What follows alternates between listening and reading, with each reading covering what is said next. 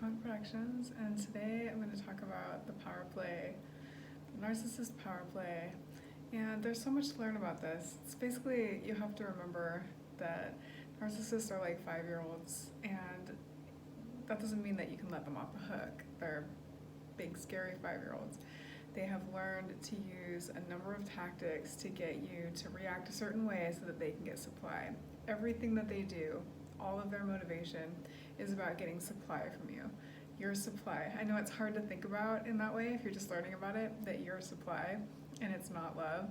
But the sooner you understand this, the sooner you're going to be free of the abuse and torture that you're currently experiencing. And you probably know you're experiencing abuse and torture if you feel heavy, you feel like your gut just feels off, you feel trapped, you don't feel like you're living your life purpose. When you talk with the person who you think might be a narcissist, you're not reaching any conclusions. They're doing a typical power play, which is they will say you've done no contact, which is going no contact with them, which is highly recommended because of the high level of manipulation involved with these individuals. Once you have established no contact, the most ideal thing for you to do is to make sure that they don't know where you are, because they will rally the troops, start on their smear campaign, which I've done a video about, and they will contact almost everybody you know to try to get through to you and try to get your address. They won't respect it. So you have to think of it like a stalker, basically. If you have to think of it like if you're working with a domestic violence organization, they talk about a safety plan. So your safety plan to get away from the narcissist would be no contact. And there's lots of organizations and people that can support you with that. It's not easy because there's a lot of emotional byproducts that will happen where you'll feel a withdrawal as if you were coming off of a drug. If you've ever dealt with drugs or had friends who dealt with drugs, the addiction to the narcissist causes a change in the chemicals and hormones in your body. Basically, I believe it's your peptides and your oxytocin. And so when you see them and they love bomb you, you're getting a huge supply of oxytocin and dopamine. And when they withdraw that, you are definitely crashing. And you get high levels of cortisol. And so you're looking for contact with the narcissist so that you can remove this feeling of not feeling good, of not having your high. And so one of the best things to do is to just do it like a 90 and 90. Just try to get 90 days away and get support, get a support group, watch videos, join forums, work with any of the established pioneers online that are working with narcissistic abuse. I can mention any of them if you want some recommendations. And once you've done that, you still have to look out for what's called the Grand Hoover, which is when they will assault you by any means necessary to get you to respond. They will try email, phone, friends, and it's just like a 5-year-old trying to get what they want. Just they're gonna endlessly start, so be ready for that. And if they have another supply in place, then you're lucky. They're gonna quickly find somebody else because you won't respond. And you'll have all your tools ready and you'll know exactly what not to do and you will do the right thing. And you'll have support. It's not easy, you can't do it alone, you have to ask for help. If they do successfully get into contact with you through email, and I've failed at the no contact many times, through email or text, just feeling guilty because they play on your normal human emotions, and they'll throw out something like an emergency, like say they got in a car crash, or there's a family emergency, their mom's sick, somebody in their family's sick, a friend's sick, they need your pity.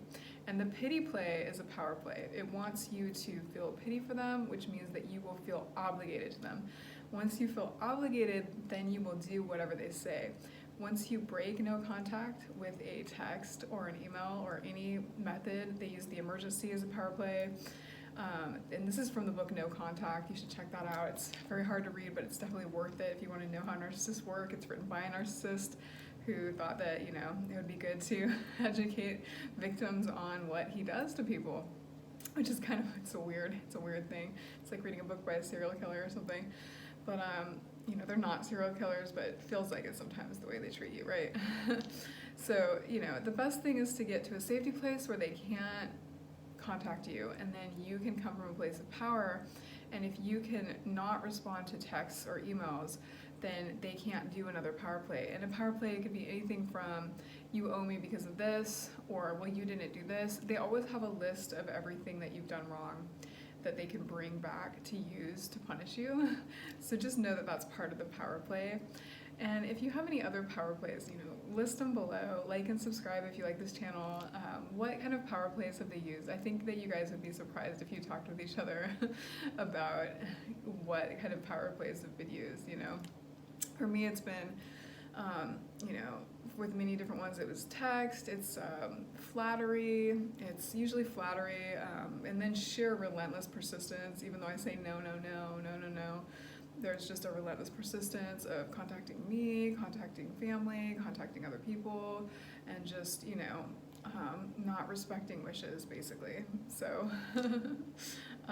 excuse me.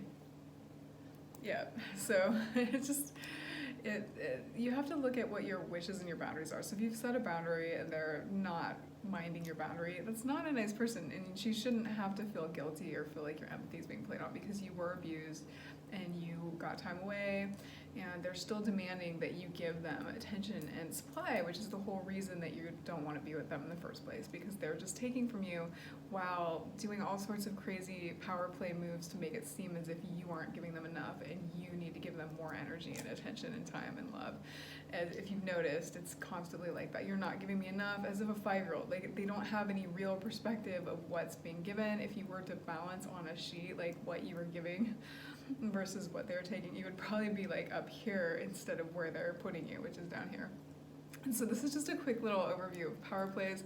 The power play can be used when they get in, through contact, and then once they get in through contact, they'll use whatever to get in. They'll be super nice, they'll do another power play with it, which is a promise to change. That's a huge power play. They'll always come back with I know I was wrong, I did all this, I promise I'll change, but they haven't changed, and they haven't done anything to change. They're just doing that to manipulate you. It's like a kid saying, I'll clean up my room, I swear, and they've never cleaned up their room. They have no track record of doing it. They're gonna need some tools to actually learn how to clean up the bedroom, right? Like some witnesses and some actual program they go to that teaches them how to clean a room, even you helping them, something like that. So not the same with the narcissist, because you don't want to be helping them. They're adults, they're grown people, they know how to take care of themselves. What you need to do is take care of yourself. And so just know about the power play and know that they'll use it once they get in. They'll get in through any sort of empathy plea on your human kindness, knowing that you're going to think that they're just like any other person. It's almost like a person that's relentless salesman who's like homeless, who's just aggressively marketing, panhandling you on the corner, and you feel bad because he's preying on your human empathy because you don't want to walk past somebody who's homeless. But imagine that the homeless person has like, a whole closet full of suits and a upper class job, and he's just kind of screwing with people. That's how narcissists are. So you don't want to give them anything. They're just playing on your sympathy. They're probably lying. They will do anything to get supply. They'll do anything to hook in the supply, and they don't care about swindling or doing anything that's illegal. They don't have the same integrity you have because they don't have empathy. If you think about that, it's a huge weakness. Think about not having empathy, and you think about the devastation of what it is to be a narcissist, but don't feel pity for them because they don't need your pity. They just need you to stay away from them. They need society to call them out, and they need to stop being cruel and unusual torturers of human beings. Anyways, talk to you later.